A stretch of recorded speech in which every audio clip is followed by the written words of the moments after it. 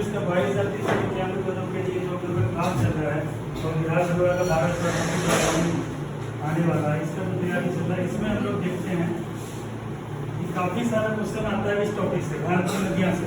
इसके अंतर्गत क्या है, 4-5 सेक्शन ऐसे हैं जिससे काफ़ी सारे क्वेश्चन आते हैं। बिहार दरोगा में भी आते हैं, यूपीएससी में भी आते हैं, बिहार पुलिस में भी आते हैं। तो आज उन सभी टॉपिक को हम लोग कवर करने वाले हैं। इसमें भी प्रमुख रूप से हम लोग देखेंगे भारत की नदियाँ, उसके बाद भारत की नदियों पर बने बांध, जैसे हीराकुद बांध है, किस पे है? हीराकुद बांध बता, महानदी पर ऐसा ऐसा बांध देखेंगे। बहुत सारा जो भी है जलप्रपात, जैसे अभी पूछे थे बिहार दरोगा में आया था क्वेश्चन, अभी धुआंधार जलप्रपात कौन किस नदी पर है? जल्दी बोलो, जल्दी बोलो। अभी जस्ट अभी बताया, जस्ट बताया, वीडियो बताया, कहाँ है बताओ? कोमल बताओ, धुआंधार जलप्रपात कहाँ? और धुआंधार जलप्रपात किस नदी पर है? इनको बात विचार बताओ। नहीं सर, कोई याद है मध्य प्रदेश में। मध्य प्रदेश में यही क्वेश्चन तुम्हारा आकाश है ना? आकाश में यही बिहार दरोगा में यही क्वेश्चन आया था मध्य प्रदेश दरोगा में कि धुआंधार जलप्रपात किस नदी पर है। तो आज हम लोग जलप्रपात भी देखेंगे। तेजी से बैठे, तुम लोग लेट क्यों करते हो? बट ये रिकॉर्ड हो रहा है वहाँ पे। नेक्स्ट हम लोग देखेंगे नदियों के किनारे बसे शहर, जैसे अपना भागलपुर है। भागलपुर किस नदी तट पर है? कानपुर किस नदी तट पर है? जैसे लद्दाख की राजधानी लेह किस नदी पर है? सिंधु नदी पर है। श्रीनगर जो है झेलम नदी पर है। ऐसे काफी सारे क्वेश्चन पूछते हैं कि कौन कौन नदी के तट पर है। उसका विभिन्न परियोजना, जैसे जो भी परियोजनाएं चिनाव नदी पर है, सराज परियोजना, इस तरह से काफी सारी परियोजनाएं, आज सब टॉपिक को हम लोग देखेंगे। ठीक है, तो हम लोग शुरुआत करते हैं भारत की नदियों से। मुनि याद है भारत की नदियां, उद्गम कहाँ से किसका होता है? मुनि तुम ही हो जी, मुनि याद है? एक दिन में भूल गए तो सत्य और देखो निकिता याद है ना? तुम्हें थोड़ा सा पूछेंगे नहीं। चलो सबसे पहले देखो, ज्योग्राफी ऐसा टॉपिक है दीपक, ज्योग्राफी ऐसा टॉपिक है गौतम, जो कि मैप पे हम लोग को पढ़े जाने से ज्यादा बेहतर कंसेप्ट में क्लैरिटी होगा। इसलिए हम लोग कोशिश करेंगे कि ज्योग्राफी का जो भी टॉपिक है हम लोग किस पे पढ़े? मैप पे। इसी के लिए देखो हम लोग क्लास में 3 मैप रखे हैं। एक वर्ल्ड में रखे हैं पॉलिटिकल मैप, देखो मैप पे पढ़ाते हैं, और एक बिहार का मैप रखे हैं पॉलिटिकल, और एक इंडिया का मैप है, और इंडिया का मैप है पॉलिटिकल। ठीक है, इसीलिए हम लोग मैप पे जो पढ़ाई करेंगे ज्योग्राफी का और हिस्ट्री का भी कुछ टॉपिक मैप पे पढ़ेंगे। तो सबसे पहले इंडिया का मैप देखते हैं।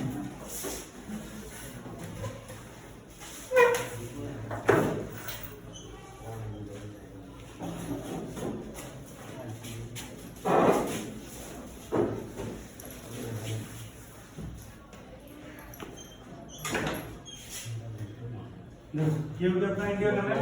अब हम लोग देखते हैं नदियों का क्रम, नदी किस तरह से आती है भारत में, किस तरह होती है। इंडिया के मैप के साथ साथ हम लोग क्या देखते हैं? 2 चीज देखते हैं। एक हम लोग देख लेंगे क्या, जैसे कि ये वाला सेक्शन क्या कहलाता है? दक्षिणी सागर में क्या कहलाता है? हिंद महासागर। और एक पूरा की ओर जो है ये क्या है? बंगाल की खाड़ी, यानी बे ऑफ बंगाल बोलते हैं इंग्लिश में। ये देख पा रहे हो बे ऑफ बंगाल, बंगाल खाड़ी। और जो पश्चिम में ये क्या है? अरब सागर या अरबियन सी इसको बोलते हैं इंग्लिश में।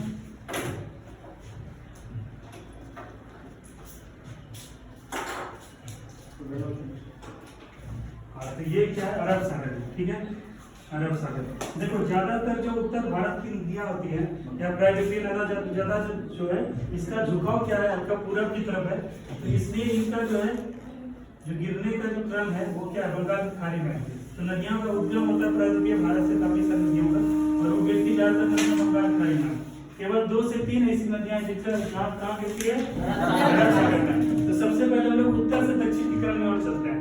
तो सबसे उत्तर भारत में जो नदियां है उसके बात करते हैं, और जो बाहर से जो दूसरे देश से आती है भारत में प्रवेश करती है उन नदियों में सबसे पहले चर्चा करते हैं। तो ऐसे क्रम में सबसे इंपॉर्टेंट नदी है ब्रह्मपुत्र नदी। ठीक है, उसके बाद सिंधु नदी। ठीक है, सतलज नदी। ये तीनों इंपॉर्टेंट है, बाहर से आती है विदेश से। जैसे आप लोग पढ़े हुए तिब्बत वाला एरिया तिब्बत है, और ये ऑक्यूपाइड चीन के द्वारा कर लिया गया है, चीन द्वारा अधिकृत है, ये तिब्बत कहलाता है। तो तिब्बत में यहाँ पर आप देखिएगा, यहाँ पर एक झील है, उसको बोलते हैं कैलाश मानसरोवर झील। ये भारतीय हिंदू परंपरा में इसका बहुत पौराणिक महत्व है। कहा जाता है कि भगवान शंकर का यहीं पे वास है। तो यही वो जगह है कैलाश मानसरोवर झील। काफी सारे हिंदू जो धार्मिक लोग होते हैं वो लोग क्या करते हैं, यहाँ पे सिक्किम होते हुए इसकी नथुला दर्रा होते हुए इसकी यात्रा करते हैं और उत्तराखंड होते भी जाते हैं। तो चाइना से जो पासपोर्ट वीजा वगैरह क्लियर करके यहाँ पे जाते हैं, काफी हिंदू धार्मिक यहाँ पे पूजा भी करते हैं। तो यहाँ पर फिर क्या होता है, मुख्य रूप से ये तो धार्मिक बात हो गई, लेकिन अभी नदियों के दृष्टिकोण से देखें यहाँ मुख्य रूप से इस कैलाश मानसरोवर जैसे 3 नदियाँ निकलती हैं। कितनी नदियाँ निकलती हैं? 3 नदियाँ, जो कि क्रमशः एक क्या है कि जो पूरब की ओर बहती है, पूरब की ओर बहते हुए भारत में प्रवेश करते हैं, बंगाल की खाड़ी में चलती है। ठीक है, एक नदी क्या है, नाम पूछे बता रहा हूँ। दूसरी नदी क्या है कि दूसरी नदी पश्चिम की तरफ आती है, जो इधर से होते हुए यहाँ से होते हुए इधर जाके गिरते हुए अरब सागर में गिर जाता है। और एक नदी है जो कि भारत में इससे प्रवेश करता है और भारत में इस तरह से बहती है। तो कौन 3 नदियों के क्रम पे बता सकता है, कौन कौन सी नदियाँ होती है? रिचा बताओ, बताओ रिचा। अच्छा, ये कौन सी नदी है? अच्छा, मानसरोवर जी, वेरी गुड। और नदी कौन सा है? ब्रह्मपुत्र नदी, वेरी गुड, ब्रह्मपुत्र नदी। ठीक है, अभी अर्चना, अर्चना बताओ, अर्चना क्या, अंजलि, अर्चना, ठीक है। यहाँ पर क्या नाम है इसका, ये कौन सी नदी है? इसको जवाब देना ना, ये भी तो सीधी याद करेगी। क्या नाम है इसका? सिंधु नदी। ब्यूटी ये बताओ, एक नदी और गिरती है भारत में प्रवेश करती है, कौन सी नदी है ब्यूटी? कौन सी नदी है? सतलज नदी। कौन सी नदी है? सतलज नदी। तो बेसिकली हम लोग यहाँ पे देखें, यहाँ से कैलाश मानसरोवर जिनसे 3 नदियों का प्रभाव होता है। ठीक है, एक जो पूरब की तरफ आती है उसको बोलते हैं ब्रह्मपुत्र नदी। हालांकि ब्रह्मपुत्र नदी भारत में बोलते हैं, और इसको तिब्बत में क्या बोलते हैं, क्या बोलते हैं? और किस नदी के नाम से जाना जाता है? बीपीएससी में भी क्वेश्चन आता है, बांग्लादेश में आएगा, और सांगपुर समझदार और एक किसका नाम है। ठीक है, इसको करेंगे। और एक सिंधु नदी है, सिंधु नदी इधर बहती है, और एक सतलज नदी बहती है। ये 3 हम लोग को याद हो गया। सबसे पहले ये देखते हैं, उसके बाद आते हैं, फिर इधर आते हैं, उत्तर भारत की तरफ आते हैं। हाँ, यहाँ से शुरू करते हैं। सिंधु और सतलज के बीच में काफी सारी नदियों का क्रम है। सिंधु पर कौन सी नदी आती है? तो क्रम से यूपीएससी में ये क्वेश्चन आया है कि क्रम पे पूछता है, जैसे कि यहाँ पर गोदावरी, कृष्णा, कावेरी, पेन्नार, वेंगई और इस तरह से नदियों का क्रम है। तो यूपीएससी में ऐसा क्वेश्चन आता था पहले। और अब क्या होता है कि बिहार दरोगा, बिहार पुलिस में यूपीएससी के क्वेश्चन सब रिपीट करता है, काफी सारे क्वेश्चन। तो इसलिए हम यूपीएससी के क्वेश्चन में तुम लोग को पढ़ा रहे हैं, ताकि वो वाला क्वेश्चन अगर आया एग्जाम में तो तुम लोग अच्छे से उसको सॉल्व कर पाओगे। जैसे अगर क्रम पूछ देगा, जैसे गौतम क्रम पूछ देगा कि कौन सी नदी उत्तर से दक्षिण की ओर क्रम में बताया, सिंधु दे देगा, क्रम देगा, सिंधु दे देगा, झेलम दे देगा, रावी दे देगा, सतलज दे देगा और ब्यास दे देगा। ठीक है, इसको बोले क्रम से बताएं। 1 2 3 4 5, तो बता ऑप्शन देगा 1 2 3 4 5, ऑप्शन ए, ऑप्शन बी देगा 1 1 2 2, उसके बाद एक चुनाव है, उसके बाद एक 6, उसके बाद 3, उसके बाद 5, उसके बाद 4 है। इस तरह से ऑप्शन दे देगा। तो इसका ऑप्शन वैसे क्या होगा, एक होगा पहले सिंधु होगा, फिर झेलम होगा, फिर 3 नंबर चिनाब होगा, फिर रावी होगा, फिर ब्यास होगा, फिर सतलज होगा। ठीक है, सब याद हुआ? तो इस तरह से क्रम पूछता है, तो हम लोग इसको क्रम नहीं याद रखेंगे। तो सिंधु पर कौन सी नदी है? कुमकुम। के बाद कौन सी? उसके बाद रावी, उसके बाद ब्यास, उसके बाद ये जो 5 नदियां, 1 नदियां, 2 नदियां, 3 नदियां, 4 नदियां, 5 नदियां, इसी बोलते हैं पंचनद। ठीक है, यही 5 नदियों का समूह है। और पंजाब इसी वजह से उर्वरक एक समय हुआ करता था काफी ज्यादा, यही 5 नदियों का समूह है। ठीक है, तो ये वाला चीज हम लोग देख लिए। और इसमें 2 क्वेश्चन और बनता है, जैसे कि ये नदियों के, जैसे नदियों के किनारे बसे सार, इसमें 2 सार अभी देखने मिला। एक तो हाँ हो गया, एक तो सिंधु नदी पर है। सिंधु नदी पर क्या हम लोग देखे थे? लेह, क्या देखे थे? लेह। और यही वो झेलम में कौन सा देखे थे? जम्मू कश्मीर में राजधानी बोलो। जैसे गोवा की राजधानी कहाँ है? पणजी। पूछे क्वेश्चन की पणजी किस नदी पर स्थित है? तो ये नहीं पूछे गोवा किस नदी पर है। गोवा में तो काफी सारी नदियां बहती है। ठीक है, तो ये ध्यान रखना। ये हो गया। अब आते हैं इधर से दक्षिण भारत की ओर आते हैं। अच्छा, प्रायद्वीपीय नदियां पढ़ते हैं। जैसे ये वाला जो हिस्सा है, तीनों सेक्शन जो इस तरह से है, इसको क्या बोलते हैं? इसका झुकाव हल्का बंगाल हर एक तरह से, काफी सारा जो है इसमें बना हुआ है, ऐसा मार्ग बना हुआ है, इसकी वजह से बंगाल घड़ी बोलती है। इसके ऊपर हम लोग क्रम के तरीके से देखते हैं। जैसे क्या है, गोदावरी, गोदावरी नदी है। उसके बाद क्या है, बताते जाओ तुम लोग, या पढ़े हो ना मिथुन? गोदावरी बाद क्या है? कृष्णा मत क्या है?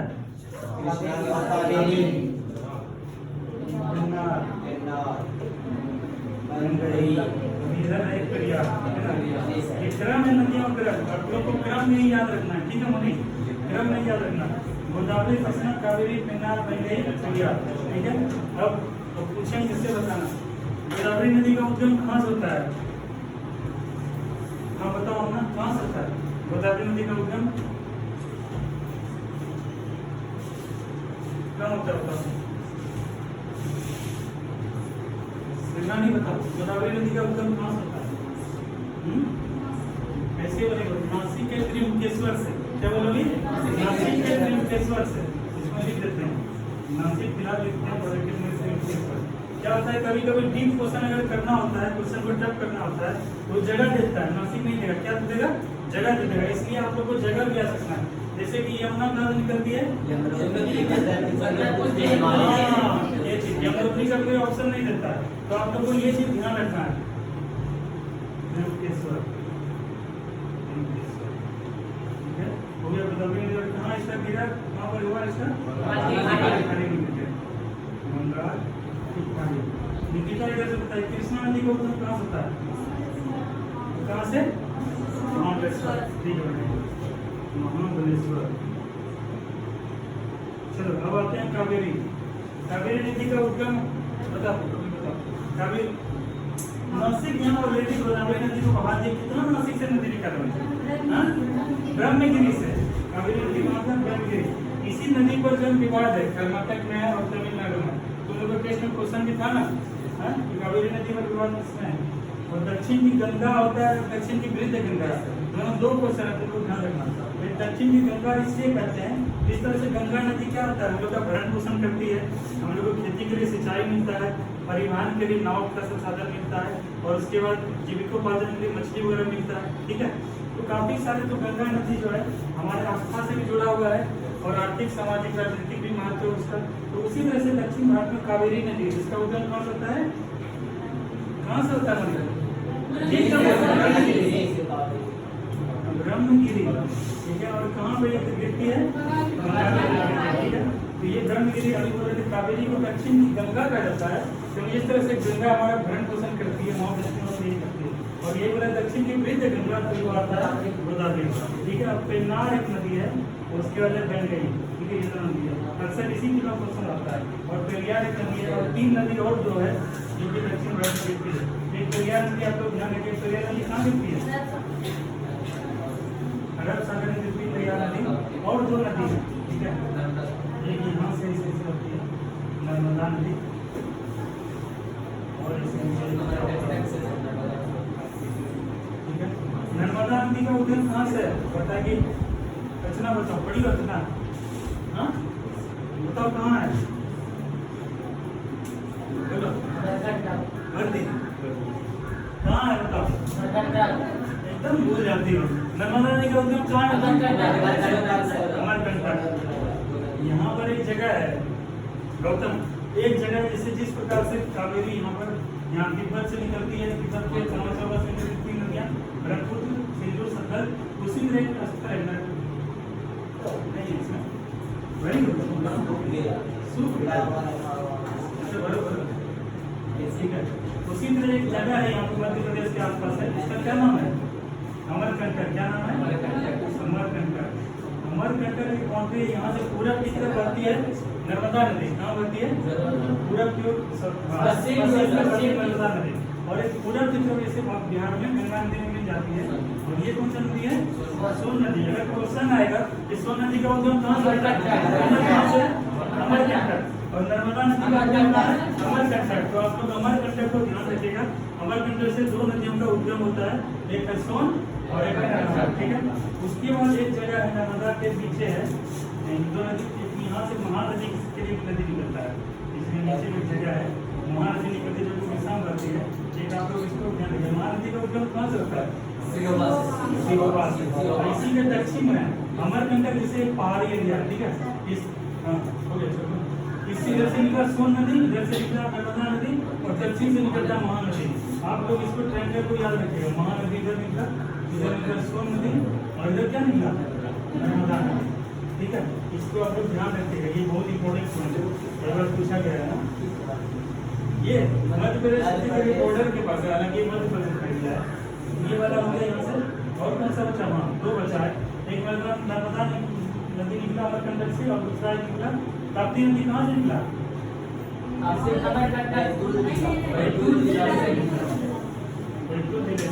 और ताप्ती क्वेश्चन आता है, ताप्ती नदी, ताप्ती शहर किस नदी का? सूरत। सूरत किस नदी के ताप्ती? सूरत। ठीक है, देखो नदी का ऑलमोस्ट क्लियर हो गया। कुछ और भी नदी जैसे लूनी नदी है, माई नदी है, साबरमती नदी है। ठीक है, इससे क्वेश्चन ज्यादातर नहीं आता है, लेकिन जब मैं भर गया दूसरा वाला फिगर बना के उसको बता देंगे। क्या है? ये वाला हो गया। और लगभग क्वेश्चन इसी से आता है, लगभग क्वेश्चन आता है गोदावरी से, कृष्णा से, कावेरी से, और क्वेश्चन आता है यहाँ से पेरियार से, नर्मदा से, ताप्ती से, इससे क्वेश्चन आता है। और हाँ, और एक राज्य करते हैं, एक गंगोत्री ग्लेशियर है यहाँ पे। कहाँ पर है गंगोत्री ग्लेशियर? दीपक कहाँ पर है? उत्तराखंड। उत्तराखंड में, उत्तराखंड में गंगोत्री ग्लेशियर। यहाँ से कौन सी नदी निकलती है?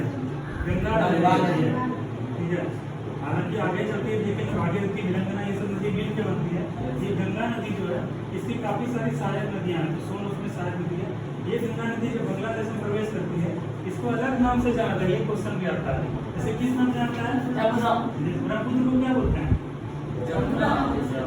इसको क्या बोलते हैं? और ये दोनों नदी जब मिल जाती है, इस पॉइंट को यहाँ, ये सुंदरबन का डेल्टा, ये वाला जो एरिया है, ठीक है, ये सुंदरबन का डेल्टा है। ठीक है, देखो यहाँ से ब्रह्मपुत्र नदी आई, इधर से गंगा नदी आई, यहाँ पे तो धारा मिल गई है उत्तराखंड के पास, और यही यहाँ पे जो मिल गई, यही क्या कहलाएगी? लेना कहलाएगा। और इसी पे जो डेल्टा का निर्माण हुआ, विश्व का सबसे बड़ा डेल्टा यही सुंदरबन का डेल्टा है। और सुंदरबन का नाम एक सुंदरी नामक वृक्ष के कारण से पड़ा, ठीक है। और यहाँ पर रॉयल बंगाल टाइगर पाया जाता है, और बेंगलोर वन वगैरह काफी मात्रा में यहाँ पाया जाता है। दोनों पॉइंट को ध्यान रखें। चलो नदियों को क्लियर हो गया। अब नदियों के बारे में वन पर टॉपिक कितना बोली क्या बोली क्या कब लगा? हो गया। पहले हमको एक बार इतना जो बताया याद हुआ लोगों को? याद हुआ? पूछेंगे बता दोगे? ज्यादा पढ़ाना इम्पोर्टेंट नहीं है, इम्पोर्टेंट ये है कि तुम लोग पढ़ के कितना याद कर पाते हो, कितना रिकॉल कर पाते हो, ये ज्यादा इम्पोर्टेंट है। ठीक है, इसलिए अभी क्या है, फिलहाल एक ही टॉपिक पे रुकते हैं। पहले इससे जुड़ा हुआ क्वेश्चन सबसे पहले पूछेंगे। ठीक है, बताओ गोदावरी नदी का उद्गम कहाँ? बिना वहां देखे गोदावरी नदी का उद्गम कहाँ होता है? तुम लोग देखो, ये नहीं देखे गोदावरी नदी का उद्गम कहाँ होता है? अभी तो जस्ट बताए थे कहाँ होता है यूटी? गोदावरी तुमको कहाँ होता है? नासिक के त्र्यंबकेश्वर। क्या बोल रहे हैं अभी? सब लोग एवरीवन से गोदावरी नदी का उद्गम कहाँ होता है? त्र्यंबकेश्वर से। कहाँ मिलती है? ठीक है, अगला बताइए, अपना बताइए गोदावरी के बाद क्या है? कृष्णा है। कृष्णा नदी का उद्गम कहाँ से होता है? देखो मत, कहाँ होता है? कहाँ होता है? महाबलेश्वर। कृष्णा नदी का उद्गम कहाँ से है? कहाँ से है? और ये गिरती कहाँ है? ठीक है, उसके बाद आता है कावेरी। कावेरी नदी बताओ मुझे, कावेरी नदी ब्रह्मगिरी। ब्रह्मगिरी कहाँ है? ब्रह्मगिरी कर्नाटक में। कहाँ है? कर्नाटक में। और ये महाबलेश्वर कहाँ है? महाराष्ट्र में। नासिक कहाँ है? महाराष्ट्र में। मुंबई से जो नासिक को जोड़ती है उसको बोलते हैं फालघाट। वो पढ़ाएंगे फालघाट, भोरघाट, फालघाट और सिंहकोट दर्रा होता है। तो यहाँ पे क्या दर्रा है? दर्रा एकदम पता है ना? दर्रा क्या होता है? काफी सारा पहाड़ वगैरह होता है। ठीक है, इसी से जो रास्ता निकलता है इसे करके उसी बोलते हैं दर्रा। तो नासिक से मुंबई बीच में दर्रा है, इसको बोलते हैं फालघाट। हम आगे जो वीडियो अभ्यास करेंगे तो बताएंगे। ठीक है, फिलहाल यहाँ पर देखते हैं, ये हो गया कृष्णा कावेरी। ठीक है, उसके बाद क्या है कि अच्छा आप बताओ, तीन नदियाँ कौन सी नदियाँ हैं, निम्न में से कौन सी नदियाँ हैं जिनका ये जो है बंगाल अरब सागर में नहीं गिरती? ऑप्शन बताना। ठीक है, नर्मदा है, ताप्ती है, पेरियार है, पेन्नार है। बताओ, यही ऑप्शन दे देगा वो को तो याद है। चारों पेरियार और पेन्नार, वहाँ कंफ्यूज हो जाओगी, पेरियार और पेन्नार। वहाँ खत्म हो जाओगे। इसलिए इस चीज को एग्जैक्ट ध्यान से रखो। पेरियार नदी है, ठीक है, जो कि यहाँ बहती है और पेरियार नहीं बहती है, ध्यान रखना। अभी के लिए इतना ही रखते हैं, नहीं तो ओवरलैप हो जाए। जैसे आकाश में आया कोमल नहीं है, ठीक है। तुम्हारा नाम क्या हुआ? कंचन। कंचन अभी नहीं है, ठीक है। तो अभी फिलहाल कंचन क्या करना, 50 कॉपी से या इसके पास कॉपी होगा लिख लेना, फिर हम पढ़ाएंगे, फिर समय ही याद हो जाएगा, ठीक है। जैसे भी सब बच्चों को याद हो गया। हम लोग अगला टॉपिक जो पढ़ेंगे वो कुछ देर के बाद या सेकंड टाइम पढ़ेंगे, भारत के बांध, जलप्रपात, नदियों किनारे बसे शहर, विभिन्न परिस्थितियां। इसका दीपक फोटो ले लो। ये टॉपिक कंप्लीट हो गया ऑलमोस्ट, ठीक है। अभी बचा हुआ जैसे बचा हुआ क्वेश्चन कर देते हैं। जैसे कौन सी नदी है जो कर्क रेखा को 2 बार काटती है? कौन सी ऐसी नदी है जो कच्छ के रंग में विलीन हो जाती है? अच्छा, साबरमती का उद्गम कहाँ से होता है? साबरमती नदी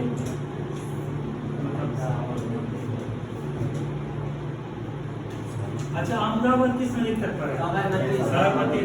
तो एक जो है ना, ये तुम लोग पढ़े होंगे बचपन में कि साबरमती के संत तूने कर दिया कमाल, है ना। किसके बारे में कहा जाता है? महात्मा गांधी जी के बारे में कहता है। तो यहीं पे जो है अरावली वाला रेंज है, यहीं से होकर निकलती है, उसमें जंगी वाला है। और साबरमती अरावली और अरावली वाले रेंज से और एक क्वेश्चन यहाँ से आता है, और एक है बैडग्राम वाला। अलकनंदा कहाँ पर है? देव प्रयाग में। और ये है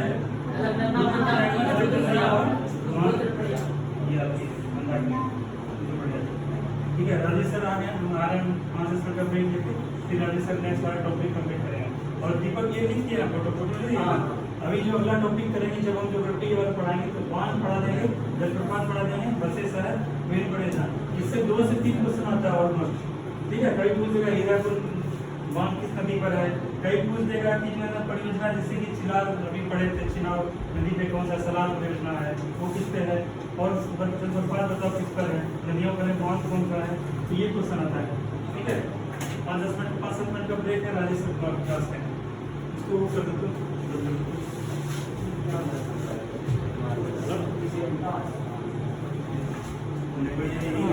मेरे पास लगाने आवाज होगा।